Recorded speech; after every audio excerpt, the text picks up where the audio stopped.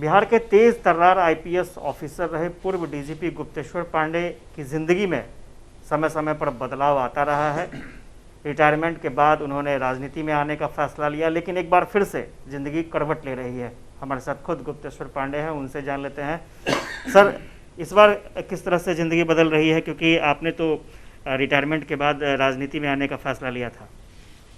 देखिए, बात को गहराई से अगर समझिएगा तो ऐसा कुछ अजूबा कुछ नहीं हो रहा है। अध्यात्म में मेरी रुचि बहुत पहले से रही है, बचपन से रही है। जो लोग मुझे नज़दीक से जानते हैं उनको पता है, बचपन से पूजा पाठ, भगवान, आध्यात्मिक चिंतन, इसमें मेरी रुचि रही है। तो ये इसका प्रयोजन चित्त शुद्धि है। चित्त शुद्धि मतलब अंतःकरण, जो मन, बुद्धि, चित्त और अहंकार, इन चारों चीज़ों को मिला करके अंतःकरण बनता है। तो मन जब बोलते हैं तो पूरे अंतःकरण की संज्ञा हो जाती है, चित्त बोलने से भी पूरे अंतःकरण की संज्ञा हो जाती है, बुद्धि बोलने से भी पूरे अंतःकरण की संज्ञा हो जाती है। तो अंतःकरण की शुद्धि के लिए, मतलब चित्त की शुद्धि के लिए, मतलब आदमी मूलतः रज प्रधान है, इसीलिए मनुष्य तो रज प्रधान है। तम प्रधान तो पशु होते हैं। आहार, निद्रा, भय, मैथुन, इसकी जिसमें प्रधानता है उसको कहते हैं तम प्रधान जीव। वो पशु होते हैं, दैत्य होते हैं, राक्षस होते हैं।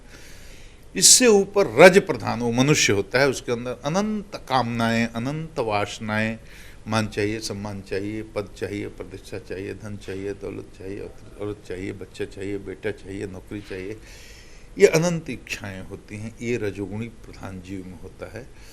तो उसके अनुसार से आदमी आचरण करता है। उसके बाद जब सत्व की प्रधानता होती है, वो चाहे साधन से हो, साधना से हो, ईश्वर की कृपा से हो, गुरु कृपा से हो, जिस कारण से भी सतोगुण जब जगता है, सत्व की प्रधानता जीव में होती है, तो उसकी जिज्ञासा स्वयं को जानने में, ब्रह्म को जानने में हो जाती है। फिर उसकी रुचि मान, सम्मान, पद, प्रतिष्ठा, जग, मतलब माइक उपलब्धियों में उसकी रुचि नहीं रहती, और उसकी उपलब्धि अध्यात्म जगत की ओर हो जाती है। हर आदमी, आप, हम सब लोग, चाहे किसी जात के हों, किसी कौम के हों, एक ही ईश्वर के अंश हैं, और हमारा डेस्टिनेशन भी एक ही है, ओरिजिन भी एक ही है।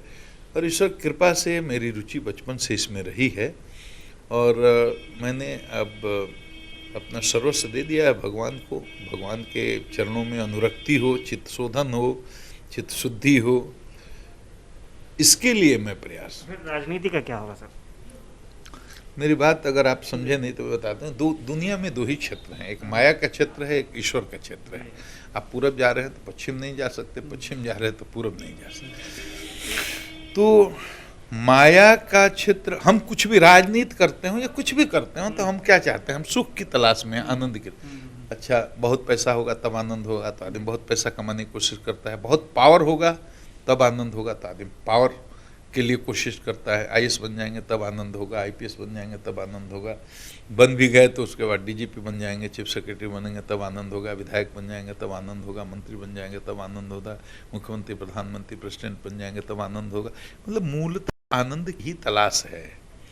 कुछ भी हम पाना चाहते हैं, लेकिन उसके मूल में है कि हम आनंद पाना चाहते हैं, सुख पाना चाहते हैं, इसी के लिए कोशिश करते हैं। लेकिन सर, हाँ, याद है, मुझे भी याद है वो समय। एक समय था जब आप डीजीपी थे, काफ़ी आपकी प्रसिद्धि थी, लोग सोशल मीडिया में भी आपसे जुड़ते थे, और उसके बाद आपने इच्छा जाहिर की कि नहीं, राजनीति में आना चाहिए। तो क्या तो वो तो चैप्टर बंद हो गया ना। एक राजनीति में सफल होने के लिए जिस तरह का पुरुषार्थ चाहिए वो मेरे में नहीं था, ये तो साबित हो गया ना। आप सुनिए मेरी बात। राजनीति कोई मामूली चीज थोड़ी ही है। बहुत धैर्य की जरूरत होती है, बहुत अनुशासन की जरूरत होती है, बहुत त्याग की जरूरत होती है, बहुत तपस्या की जरूरत होती है, बहुत उसमें दांवपेच भी सीखने की जरूरत है। बहुत सारी क्वालिटीज हैं जो होनी चाहिए। प्रपंच नहीं था, जो ये सब चीजें होनी चाहिए। आप अपना शब्द मेरे मुंह में मत, मैं जो बोल रहा हूँ वो सुनिए। आप अपने शब्द को मेरी जुबान में मत ठोकिए। मैं कह रहा हूँ कि बहुत ही उत्कृष्ट कोटि के जो जीव होते हैं, उच्च आत्माएं होती हैं, राजनीति वही कर सकती हैं जिसमें त्याग हो, सेवा हो, समर्पण हो, समझ गए, धीरज हो, बहुत सारे गुण की जरूरत है। तो शायद मैं उस योग्य नहीं था इसलिए असफल हो गया। तो अब भाग छोट अभिलाष बढ़ा, मैंने सेवा। अच्छा अब ये बताओ, राजनीति में करना चाहता था तो क्यों?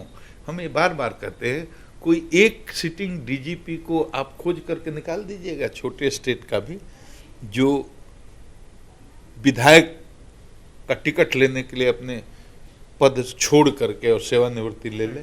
एक डीएसपी को खोज के दिखाइएगा, क्योंकि टिकट मिल भी जाए तो जीत की क्या गारंटी है? जीत भी सकते हैं, हार भी सकते हैं, चुनाव है।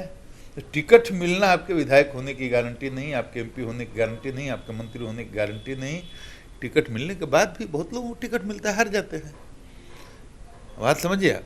तो मैं तो इसके लिए नहीं जाना चाहता था। और मैं एक बात और कहता हूँ, आप समझिए, प्रोटोकॉल में विधायक का पद बहुत ऊंचा है, लेकिन भौतिक दृष्टिकोण से देखेंगे तो साधन, संसाधन और ठेठ भाषा में कहें तो रुतबा के हिसाब से तो डीजीपी के सामने तो बहुत छोटा है।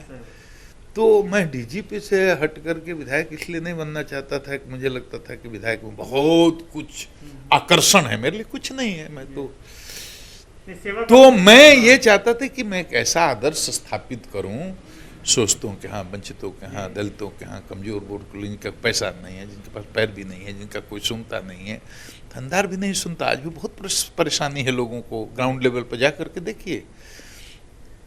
तो मैं चाहता था कि मैं उनका प्रतिनिधित्व करूं, उनकी आवाज़ बनूं, उनके गांव में जाऊं, उनके घर में जाऊं, उनके ज़मीन पर उनके साथ सोऊं, उनके साथ पत्तल में बैठ करके उनकी समस्याओं को सरकार तक पहुंचाऊं, ताकि पूरे समाज में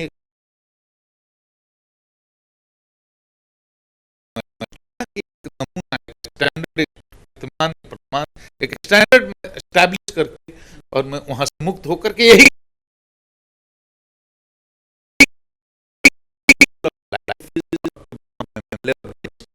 the ultimate goal of life is self-realization.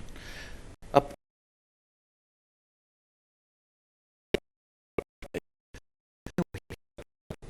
लेकिन ईश्वर की इच्छा कुछ और थी, प्रारब्ध में नहीं था।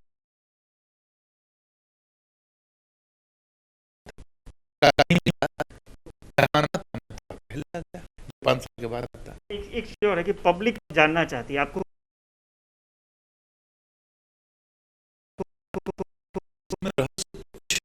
तो आप बना देते हैं।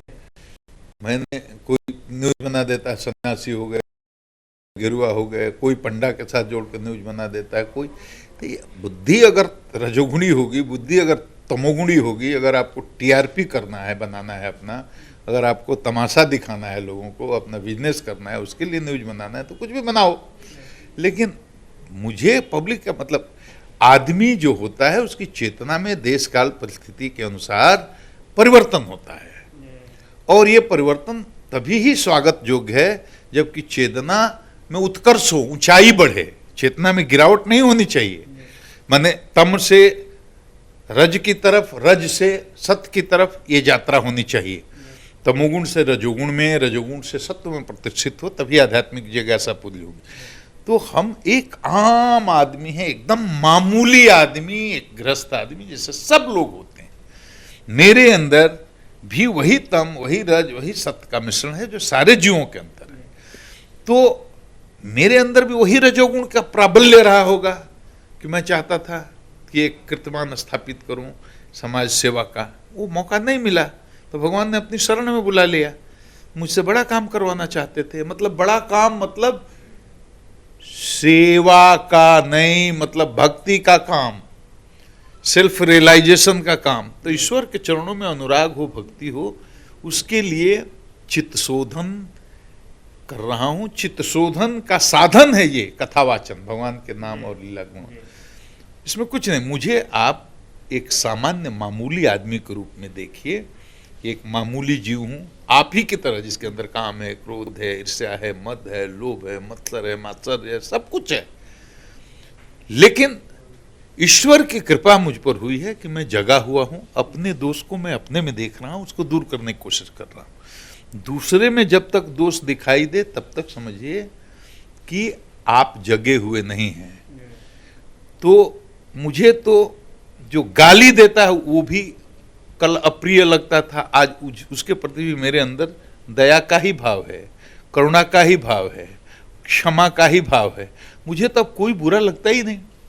मैं इसी का अभ्यास कर रहा हूँ कि मुझे गाली देने वाला, मेरे जो आलोचक हैं, जो मोटिवेटेड होकर के और अपने बायसनेस के कारण मेरी निंदा करते हैं, मेरी चुगली करते हैं, मेरा अपमान करने की कोशिश करते हैं, मुझे मजाक का विषय बनाने की कोशिश करते हैं, मैं तो चाहता हूँ उनका भी कल्याण हो, ईश्वर उनको भी सद्बुद्धि दें। सर एक चीज और जानना चाहें, क्या मैं तो सबके अंदर अच्छा ही देखता हूँ, कोई बुरा नहीं। कोई संस्था बनाएंगे या फिर कुछ इस तरह का कुछ? संस्था बनाने का मेरा कोई ये बाजार मुझे नहीं खड़ा करना है। मुझे भगवान के चरित्र का, उनके नाम का, उनके लीला का गायन करना है। वो केवल स्वांतः सुखाय करना है, मतलब अपनी चित्त शुद्धि के लिए भगवान के नाम, रूप, चरित्र और लीला का गायन करना है। वही मैं कर रहा हूँ, इसमें कोई रहस्य नहीं है। कौन सा न्यूज है? अब कोई पंडा से जोड़ के बना दे, कोई इधर से जोड़ के बना दे, अब इसमें ट्विस्ट अपना अपना टीआरपी बनाने के लिए कोई बनाए तो अलग बात है। मैं भगवान का नाम ले रहा हूँ, उनके गुण और नाम की लीला का वर्णन कर रहा हूँ, कथा कह रहा हूँ। इसमें कौन सा ऐसी बात है भाई? बहुत लोग कथा, हजारों लोग कर रहे हैं। तो मूल रूप से सबकी जिज्ञासा है कि मेरे राजनीति का क्या हुआ, राजनीतिक महत्वाकांक्षा क्या हुआ। तो इसी एक सवाल को पूछने के लिए लोग घेराबंदी करके और आते हैं। अंतिम में इसी सवाल पर, क्या आपको किसी ने धोखा दिया? क्या आप राजनीति अब नहीं करेंगे? क्या आपका राजनीति से मोह भंग हो गया? अरे भाई, मुझे किसी ने कोई धोखा नहीं दिया। मैंने आपको स्पष्ट कर दिया कि मेरे अंदर वो जो योग्यताएं थी वो नहीं थी, वो मेरे प्रारब्ध में नहीं था। मुझे किसी से कोई गिला नहीं, किसी से कोई शिकवा नहीं, किसी से कोई शिकायत नहीं। अपने अपने प्रारब्ध की बात है। मेरे लिए बड़ा काम ईश्वर ने तय किया है, अपनी भक्ति करवाने का, अपने चरणों में लेने का। मैं वो काम कर रहा हूँ। तो मुझे मामूली आदमी हूँ, मुझे मामूली ही समझे। मुझे किसी तरह कोई विशिष्टता नहीं है। चलिए, तो पूर्व डीजीपी गुप्तेश्वर पांडे कह रहे हैं कि वो मामूली आदमी की तरह ही हैं। और सबसे खास बात, जिस बात को लेकर के चर्चा हो रही है कि क्या वाकई राजनीति छोड़ने के पीछे कुछ विशेष मंशा, कोई विशेष वजह थी, लेकिन फिलहाल इस बात से साफ तौर पर इनकार किया है। इनका साफ तौर पर कहना है कि भगवान में पहले से भी आस्था थी। ये बात अलग है कि अब सेवा का स्वरूप बदल गया है। अब इसी स्वरूप में वो आगे जनता की सेवा करेंगे, कथावाचक करेंगे। कैमरा पर्सन फिरोज के साथ आशुतोष चंद्र, ज़ी मीडिया, पटना।